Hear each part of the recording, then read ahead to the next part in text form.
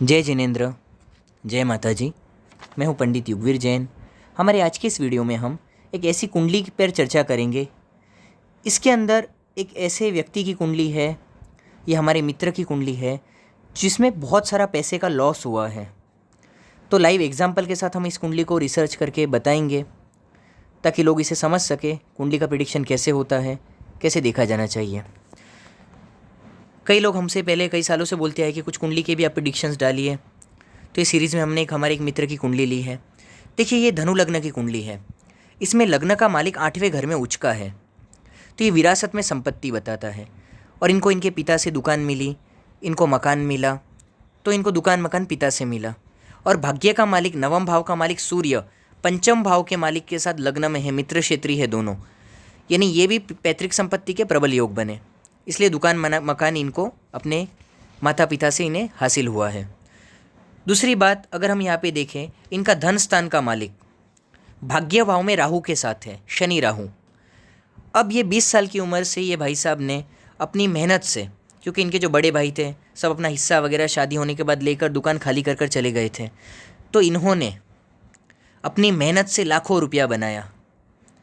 और वो पैसा 8-10 साल में इन्होंने लाखों रुपया बनाया।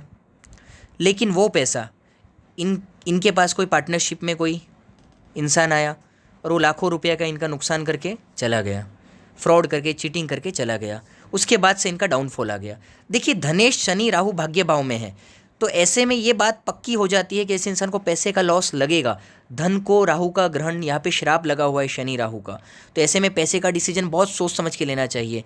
इनकी गलती ये हुई, इन्होंने उस भागीदार पे भरोसा करके अपना बहुत बड़ा रकम, उस टाइम पे आज से 10 साल पहले 16 लाख रुपए के करीब था, उन्होंने दे दिया। तो ये इनकी सबसे बड़ी गलती हो गई। अब थर्ड हाउस छोटे भाई बहन का होता है, और इनके जो है बड़े भाई है 2, तो 11वें भाव से देखा जाता है। तो 11वें भाव का मालिक 12वें घर में गया शुक्र, तो बड़े भाई बहनों पे खर्च बता रहा है, लेकिन उनसे कुछ फ़ायदा नहीं बता रहा है। तो इनको अपने बड़े भाई बहनों से कोई फ़ायदा इनको है भी नहीं। अपने माता पिता को खुद संभालते हैं।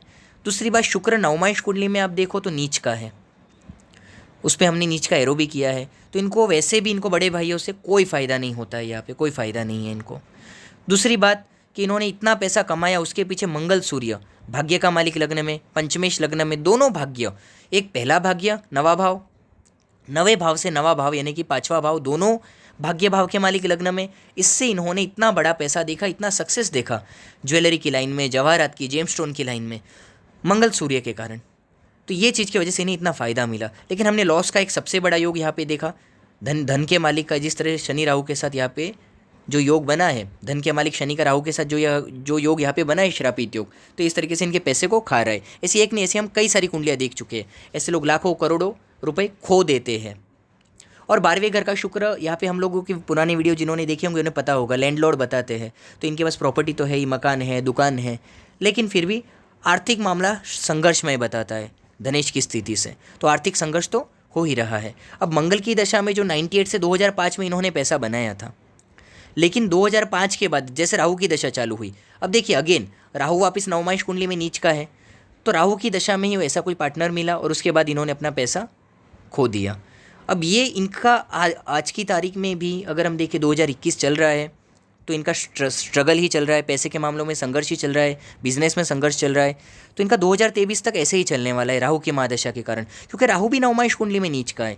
इनकी जब दशा आएगी गुरु की, जो 2023 से है, आप खुद देखिए, हमने इसमें दिखाया है, तब से इनको 8वें घर में उच्च का है। तो गुरु संतान का कारक होता है, तो संतान वैसे भी बड़ी होती जा रही है, अब तो 2-3 साल में वो कमाने लायक हो जाएगी, इनको संतान से फ़ायदा होगा। दूसरी बात, शेयर में अभी इन्होंने थोड़ी थोड़ी रुचि लेनी चालू की है, अपने आप कुदरती इन्होंने रुचि ली है। 8वां घर शेयर सट्टे का भी होता है। बाकी ये बड़ा पैसा उसमें नहीं कमाएंगे, बड़ा पैसा करेंगे तो रिस्क होगा, लेकिन अभी से ये जो नॉलेज जो अर्न कर रहे हैं, ये 2-3 साल बाद गुरु की दशा में इन्हें 2 पैसा कमा कर देगा, 2 रुपया कमा पाएंगे। लेकिन वहाँ पे भी ये कुछ बड़ा करेंगे तो इन्हें नुकसान होगा। छोटा छोटा अगर स्मार्टली करेंगे, शेयर में भी इन्वेस्टमेंट, तो कमा पाएंगे, नहीं तो शनि राहु वहाँ भी बड़ा इन्वेस्टमेंट में पैसा खा जाएगा। गुरु की दशा में इन्हें ये एंटिक के भी जानकार है, तो जो एंटिक की जानकारी भी 8वें घर से होती है, वहाँ पे उच्च का ग्रह है। ज्योतिष का भी थोड़ा बहुत ज्ञान रखते हैं, 8वें ग्रह के कारण वहाँ पे उच्च का गुरु है। तो ये एंटिक का भी जो चीज़ों का इनको जो फ़ायदा है वो गुरु की दशा में जो 2023 के बाद से जो लग रही है उसमें उन्हें होगा। तो इस तरीके से अगर हम ये कुंडली को देखें तो हमने देखा कि किस और एक इंटरेस्टिंग पॉइंट जैसे कि आप नवमांश कुंडली को देखो, यहाँ पे राहु नीच का है, केतु नीच का है, शुक्र नीच का है और चंद्र नीच का है। चार चार ग्रह नीच के हैं। तो ऐसा समझिए कि 9 ग्रह में से 4 ग्रह नवमांश कुंडली में नीच के हो गए। ऐसा सिद्धांत है, 4 ग्रह नवमांश कुंडली में उच्च के हो जाए तो भी ऐसा इंसान काफ़ी अच्छी एक एक्स्ट्रा ऑर्डिनरी लाइफ देखता है, पैसे के मामले में, सक्सेस के मामले में, मकान, गाड़ी, लग्जरियस लाइफ, यानी कि इंसान राजा के जैसी ज़िंदगी जीता है। अगर नवमांश में भी 4-5 ग्रह उच्च के हो जाए, स्वग्रही हो जाए, तो मंत्री के जैसी ज़िंदगी जीता है। मतलब बड़े बड़े लोगों का वो सलाहकार होता है, उनसे अच्छा पैसा मिलता है। तो देखिए 4-4 ग्रह यहाँ तो उल्टा है, ऑपोजिट है। अगर उच्च के होते तो हमने कहा राजा बनेगा, मंत्री बनेगा, स्वग्रही हुआ तो मंत्री बनेगा, यहाँ तो नीच के है। तो ऐसे इंसान की ज़िंदगी में बहुत ज़्यादा स्ट्रगल होता है।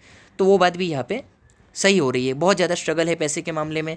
नवमांश कुंडली में 4-4 ग्रह नीच के, शुक्र नीच का हो गया, लाभ का मालिक नीच का हो गया नवमांश कुंडली में, तो लाभ पूरा वो होने नहीं देता है। राहु केतु नीच के हो गए तो पूरी दशा 2005 से 2023 तक की दशा फेल कर दी उसने इंसान के लाइफ की। चंद्रमा नीच का है, चंद्रमा 8वें घर का मालिक होकर नीच का हो गया। ससुराल भी इनका कमज़ोर है। गुरु उच्च का है तो वारसा मिला, लेकिन दूसरी तरफ चंद्र नवमांश में नीच का होने की वजह से ससुराल भी कमज़ोर है। ज़िंदगी में स्ट्रगल बहुत ज़्यादा है। 8वां घर स्ट्रगल का भी होता है। गुरु के कारण कहीं ना कहीं इनकी रक्षा हो रही है, लेकिन फिर भी चंद्रमा नवमांश में नीच का है तो मानसिक परेशानी वगैरह इनको, टेंशन वगैरह इनको रहता है। चंद्र नीच का है, शुक्र नीच का है नवमांश में। इन्होंने ज्वेलरी में ट्राई किया, इनको लॉस हुआ, इमिटेशन ज्वेलरी में। इन्होंने आइसक्रीम का प्रोजेक्ट चालू किया, उसमें इन्हें लॉस हुआ। नवमांश में चंद्र नीच का, आइसक्रीम में लॉस हुआ। नवमांश में शुक्र नीच का। खाली ये एक नीच के वजह से हम नहीं बोल रहे। धनेश का, शनि राहु का श्रापित योग, दशा फेलर थी। तो हर तरीके से जब सारे पॉइंट्स को आप यहाँ पे मिलाकर देखेंगे तो यहाँ पे हमको ये स्ट्रगल इनकी कुंडली में क्लियरली दिखता है।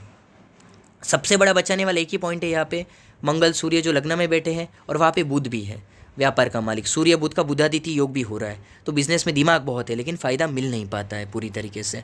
बीच में बड़ा पैसा ये योगों, अच्छे योगों की वजह से ही कमाया, लेकिन बाद में खराब योगों की वजह से वो खो भी दिया। तो ऐसी हमारे पास तो कई सारी कुंडलियाँ आती है। लाखों से लेके करोड़ों तक कमा कर खो देने वालों की कुंडलियाँ होती है। 25 करोड़ का नुकसान किया, 50 करोड़ का नुकसान किया, जो सुनने में भी बहुत बड़ी रकम होती है, देखना तो दूर की बात होती है हर इंसान के लिए। तो देखिए ये जो हमने जो एक एग्जाम्पल कुंडली यहाँ पे बताई हमारे एक मित्र की, तो इस तरीके से हमारे सबकी कुंडली हमारी ज़िंदगी में बहुत मैटर करती है। हमारी ज़िंदगी के उतार चढ़ाव इस पर ही निर्भर करते हैं। पर कभी कभी हम अगर हमारे प्लस माइनस जान ले तो हम कई बड़ी नुकसानियों से बच जाते हैं, क्योंकि देवताओं का ज्ञान है, इंसान को ही देवताओं से मिला है। इसलिए हमें ज्योतिष शास्त्र को वेदों की आँख कहा गया है। तो ये ज्ञान से हम हमारी ज़िंदगी को एक गाइड बनाकर ज़िंदगी को बेहतर ज़रूर बना सकते हैं। ऐसे इंटरेस्टिंग वीडियोस के साथ हम अगली वीडियोस में मिलेंगे। हमारे कार्यालय से अगर कुंडली दिखानी हो तो अपॉइंटमेंट बुक करके आप कुंडली दिखा सकते हैं।